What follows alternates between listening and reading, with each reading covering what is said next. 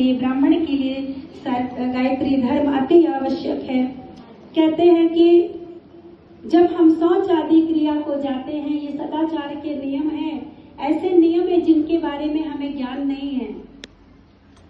हम जब शौच से निकलते हैं तो अपने हाथों को बड़े अच्छे डिटर्जेंट से साफ करते हैं, लेकिन कथा कुछ और ही बताती है। कथा कहती है कि जब हम शौच क्रिया के लिए जाएं तो अपने उस गुप्त अंग को, जहां से शौच क्रिया की जाती है, उसको भी, उसकी सफाई का विशेष ध्यान रखना चाहिए। वो मिट्टी का जमाना था तो मिट्टी की बात है यहाँ पर अभी जो डिटर्जेंट हाथ में लगाया जाता है, उस डिटर्जेंट की आवश्यकता वहां पर भी है। लगता है आप लोगों को नहीं लगता? हाथ सब धोते हैं पर वो गुप्तांग कोई नहीं धोता है, वो केवल पानी से साफ हो जाता है। ये कथा कहती है, ऐसी अंदर की बातें कथाओं के अंदर है जो हम लोग अपने समझ से नहीं समझ सकते हैं। कहते हैं मनुष्य तभी शुद्ध होता है जब अपने गुप्तांग को 7 बार 5 बार शरीर से अच्छे से धोए, और इसके बाद कहते हैं, और इसके बाद 5 या 7 बार कुल्ला करके हाथ मुंह धो करके मनुष्य शुद्ध होता है।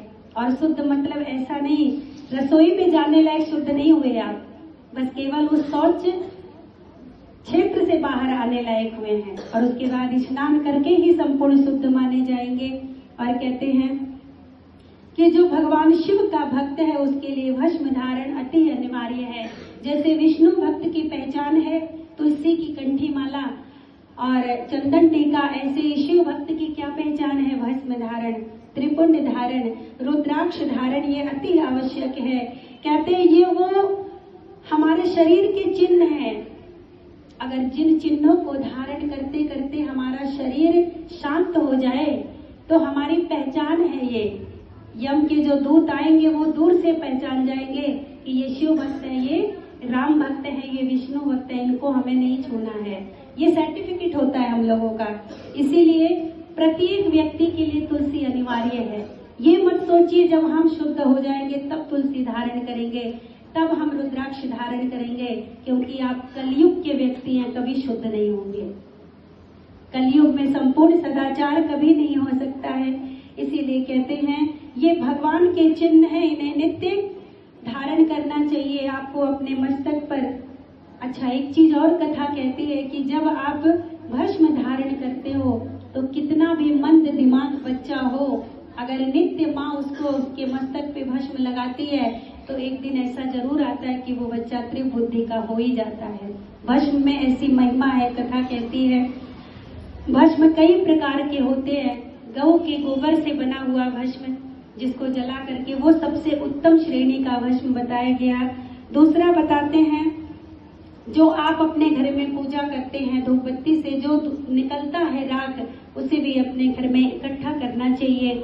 और जो आप हवन करते हैं उस हवन की राख को भी अपने घर में, अगर कभी बच्चा आपका डर जाता है या आप किसी बुरे स्वप्न को देखते हो और वो राख जो हवन की राख है उसको मस्तक पे लगा लेते हो तो वो खत्म हो जाता है।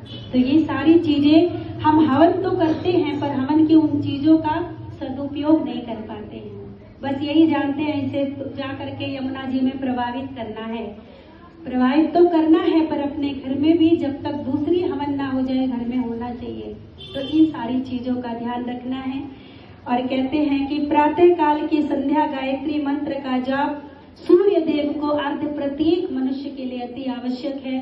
भगवान सूर्य को 1 लोटा जल देना सभी व्यक्तियों के लिए बहुत अनिवार्य है। क्यों? क्योंकि जब सूर्य हमें प्रकाश देते हैं तो ये नहीं देखते कि किसको देना है किसको नहीं, प्रत्येक मनुष्य को बराबर का प्रकाश मिलता है। तो इसीलिए प्रत्येक मनुष्य का ये धर्म है, चाहे वो जिस भी धर्म का हो, जिस भी भगवान को मानता हो, पर ये सूर्य के लिए धन्यवाद है 1 लोटा जल कि आपने हमें प्रकाश दिया है, उस प्रकाश के बदले हम आपको अर्घ दे रहे हैं। बोल सूर्य भगवान की। अच्छा, सूर्य देव है कौन? कल की कथा में बताया गया कि भगवान का जो निरंकार स्वरूप है वो ज्योतिमयी स्वरूप है और सूर्य भगवान ज्योति के प्रतीक हैं। तो भगवान शिव का ही एक सूक्ष्म स्वरूप है।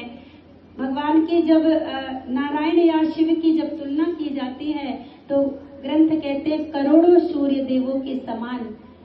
तो भगवान का सूक्ष्म स्वरूप है सूर्य, अर्थात हम प्रभु के नित्य दर्शन करते हैं सूर्य के रूप में।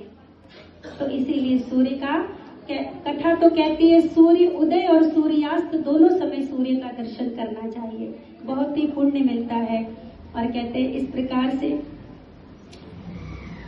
अब कथा बताती है कि सतयुग आदि में तप करके अधर्म को परास्त किया जाता था। त्रेता युग में अनेकों अनेक कर्मों से यज्ञ भागवत करके मतलब बुराइयों को जीता जा सकता था। और द्वापर युग में कहते हैं कि द्वापर युग में हवन वगैरह से, लेकिन कलयुग में हम ये सारी चीजें केवल अपने मन की शांति के लिए कर रहे हैं, पूर्ण रूप से हमें इनका फल नहीं मिल पाता है। क्यों? क्योंकि भागवत कथा का अनुष्ठान हुआ, शिव महापुराण की कथा का अनुष्ठान हुआ, इसमें भी हमसे आपसे बहुत सारी त्रुटियां रह जाती हैं, क्योंकि हम कलयुग के प्राणी हैं। तो इसीलिए पूर्ण फल की भागीदारी हम नहीं